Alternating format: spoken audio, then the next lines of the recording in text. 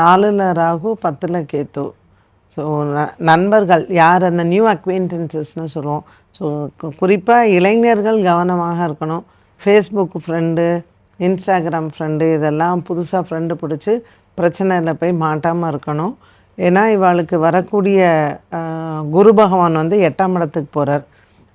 Police station போகாமல் மற்றபடி எந்த விதமான வம்பு வழக்கில் மாட்டிக்காமல் பார்த்து கொள்ள வேண்டும். திருமண யோகங்கள் அப்படிங்கும்போதும் கொஞ்சம் நிதானித்து பண்ணுறது நல்லது. ஸோ விருச்சிக ராசிக்காரர்களுக்கு 5ஆம் இடத்தில் சனி பகவான் இருக்கக்கூடிய காலகட்டத்தில் 4ல் ராகு 10ல் கேத்து 8ல் குரு இருக்கக்கூடிய இந்த அமைப்பில் எதையும் நிதானித்து போகிறது நல்லது. ஸோ நம்ம வந்து ஒரு ஸ்பீட் பிரேக்கர் மாதிரி வச்சுக்கணும். அந்த வேக தடை அப்படிங்கிறது நமக்கு இந்த ராகுவும் கேத்துவும் தான்.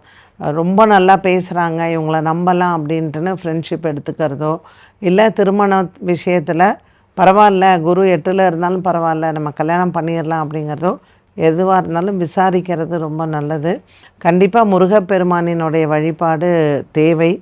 நீங்கள் வந்து ஒரு சின்ன வேல் வாங்கி வச்சு வீட்டில் வேல்மாறல் படிங்க, சுப்பிரமணிய புஜங்கம் படிங்க. எங்கெங்கே முருகன் கோவில் இருக்கோ போங்க. குன்றில் இருக்கும் இடங்கத்தில் முருகனை சென்று வழிபாடு செய்கிறது இன்னும் நல்லது.